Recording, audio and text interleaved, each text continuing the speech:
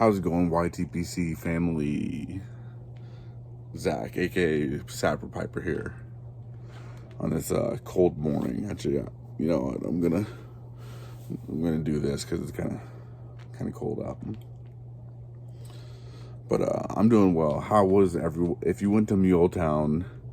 How was Muletown? I know I'm a day late to this, but how was Muletown? Wish I could have gone, but I'm of course across the nation from where that is. Only pipe show I'm going to be able to go to is a Texas pipe show. And I'm going to drive about 5 hours to get there. I finally refound my my leather stand. It was in one of my hoodies pouches that I got through the wash. I'd been missing it for about 5 days. We got some geese flying over. Oh yeah. 2023 competition filled with early morning pipe, of course.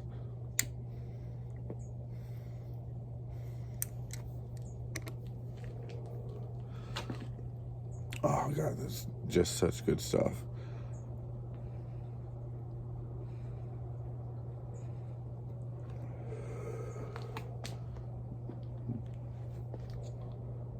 So for the question of the day, before I completely forget, I decided, what is your morning routine? What gets you up and gets you ready for the morning? Ready for work, ready for whatever you do during, the morning. For me, it's coffee and a pipe, making a video, and then once I'm done with the video, I smoke the rest of the pipe and talk with God. You know what I'm saying?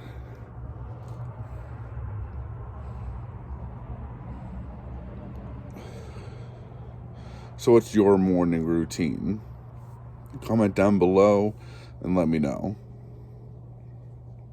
But today I figure I go over a little bit more about myself.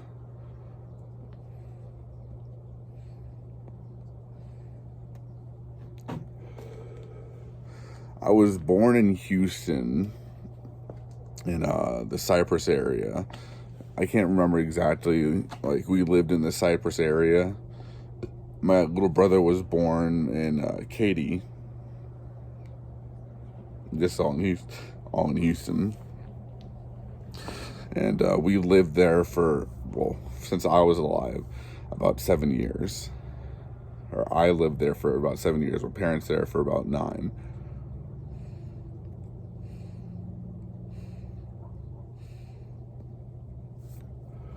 Tamp this down a little bit. But then we moved to North Carolina. We would move to Raleigh, North Carolina. And I made a ton of friends there. It was like the best time of my life as a kid. We had neighbors that we always played outside with. At school, I had a great friend group. Hang on, coffee time.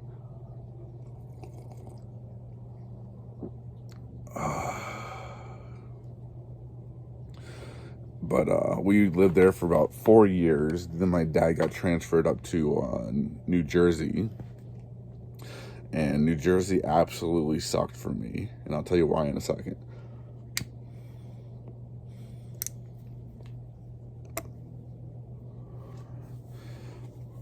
New Jersey, we moved there for 6th grade, which is the start of middle school in America. And at that point, everyone in New Jersey, it was like kind of a small town, had already formed their cliques and friend groups, and I was an outsider. And so I had a hard time finding my way into a group of friends.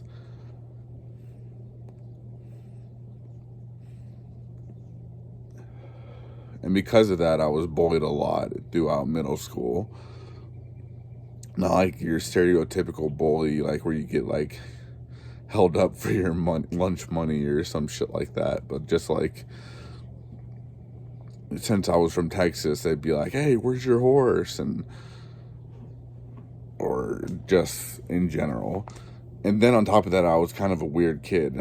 During the winter time, I would wear my dad's army jacket that he had because it was thick and warm, and so I got made fun of for that. But I was like, I don't give a fuck.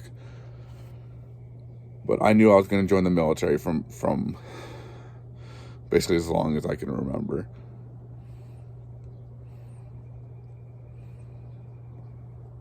And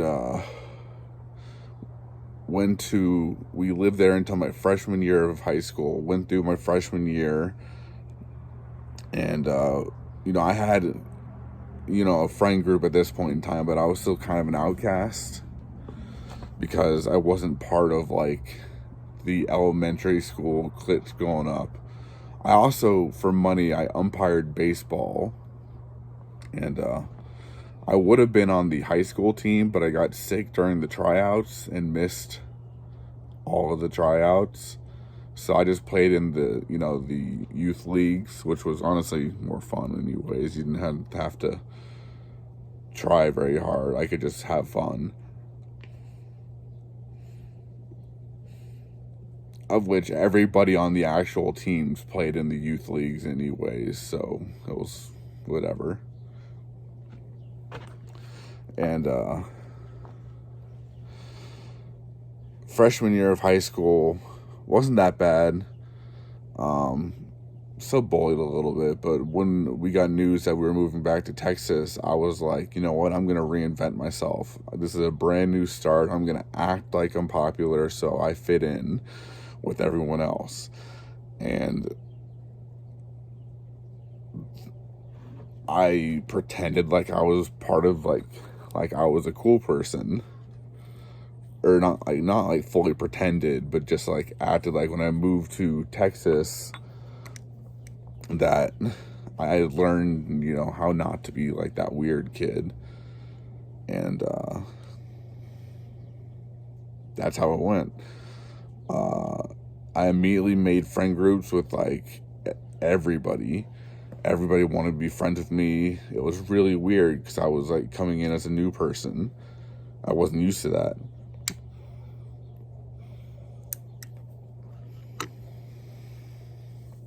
And so my sophomore, junior, and senior year were great. Junior year was when they introduced the Navy Junior Reserve Officer, the Navy JROTC class, and I was like, sign me up. I want to be in the military. I didn't have a choice of it being Navy, but it was still like a military program.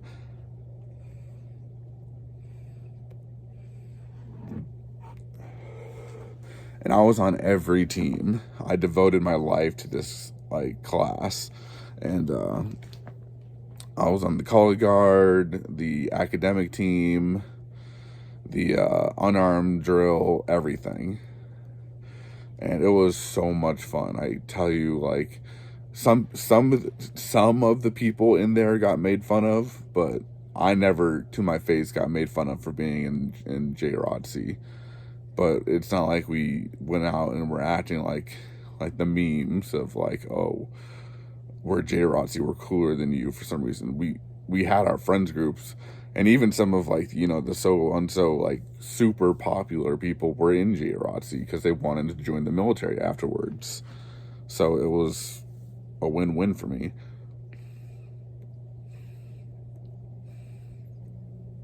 And since it was a brand new unit, I started off as the arms officer, and then the next year I was promoted to operations officer. So I was third in command behind two of my friends at the time. And a long story short, for my senior year, I'm not gonna get into the relationship part of my life, but long story short, female came into life and kind of ruined it, as they do.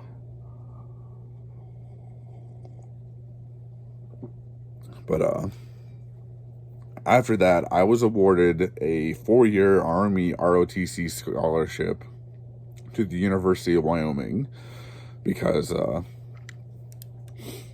don't know, I had good connections, I guess. But it was so damn cold. I decided to drop out of college and just enlist.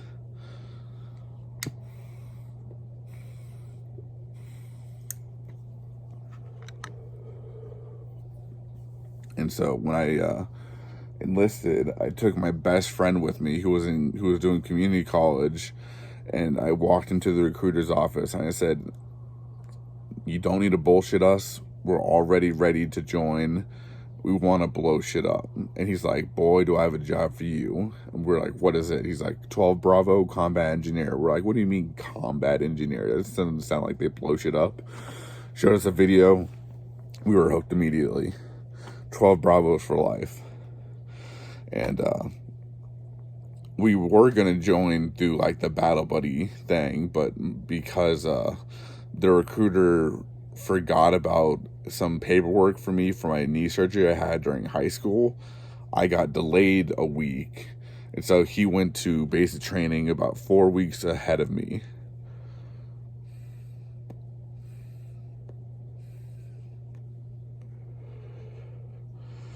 But I enjoyed my basic training. Basic training in AIT. Oop, hang on again. Sorry about that. I got a call from my uncle who sees if we needed to get a ride into town. Hopefully I can edit those together. I'm not good with technology. Very not good with technology. But went through basic and AIT. It's called an OSIT for anybody who's not military brained. One station unit training. So basic and AIT are all in the AIT is advanced individual training, where you learn your actual job in the military.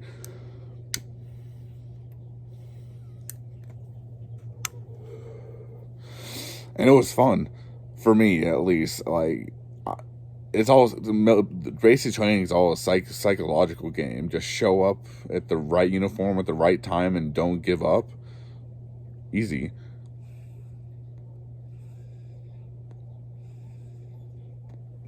So I get out of basic, and on the day I get my cell phone back, like the night before we graduate, because back then when I went through, we weren't allowed to have our cell phones or anything at all.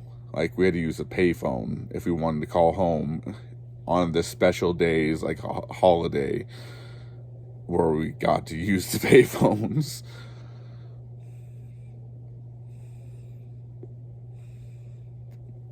But base training was easy for me. I enjoyed the structure and the schedule, the routine. And so I get a call from my mom, or I call my mom saying, "Hey, we got our phones," and because they were heading up for the graduation. And then she said, "Your drill sergeant called saying that blah, blah, blah, blah, where are you?" And I was like, "What do you mean my drill sergeant called?" And she was talking about my actual platoon leader, not my drill sergeant. And she was like, "Yeah," she was just calling to make sure to see if you're out of basic yet, because you guys are deploying. And I was like, "Fuck yeah, we're deploying? Hell yeah." Like, because I knew I was deploying from the get-go, or it was like a soft no that I was deploying, because in the reserves, once you raise your hand, you're part of that unit.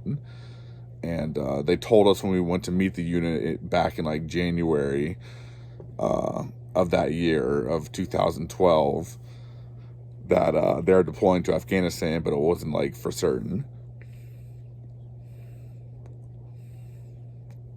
And I graduated I left for basic in April on Easter of that year. And we graduated July 27th. And I was just like, fuck yeah, let's go. We went to NTC, National Training Center, in Fort Irwin. Yeah, Fort Irwin in California. And at the time, since I was a new soldier, I was a dismount. But I wanted to be a gunner. I wanted to be a gunner so bad. And so once we were done with NTC and we went to mobilization at Fort Bliss in not San Antonio, in El Paso, I showed them my marksmanship skills by being the best goddamn 50 cal gunner there was in my fucking unit.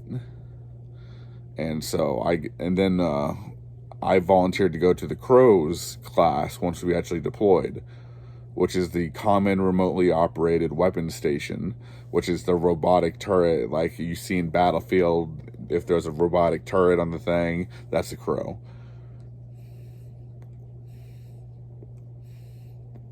Only one who scored 100 in the class, because I wanted to be on that thing, because the Crow is like a sniper. You get about 400 rounds of 50 BMG in its magazine, and it has a laser rangefinder. You just hit a button and it automatically elevates the turret or the weapon away from the camera to hit that target.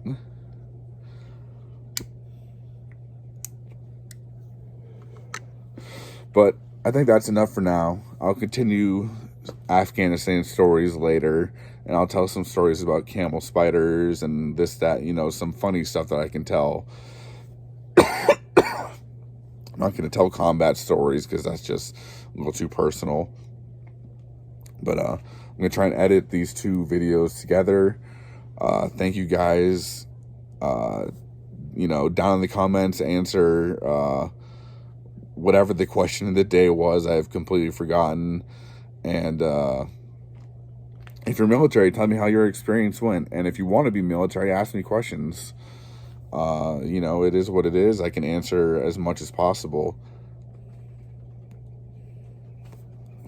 So thank you guys for joining me on this journey.